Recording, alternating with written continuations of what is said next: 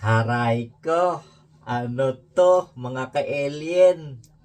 Pinapadismiss ng Korte Suprema si Joel Villanueva.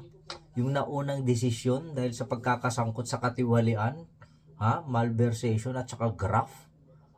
Ilang taon na yung nakaraan. Ngayon, gusto ng Korte Suprema na ihahain at isilbi yung naunang desisyon ni Carpio. Merceditas Carpio, Ombudsman Merceditas Carpio. Abay, ano ang mararamdaman ngayon? Mukhang hindi na yata kailangan yung pagkakaso ng ombudsman na panibago. Aray ko, iiyak-iyak sigurado ako niyan, magpaparalo yan. Oo. Sasabayan ng mga kulto. Hindi, ilang kulto ba yan? KOJC, Oh, iyakan na naman to.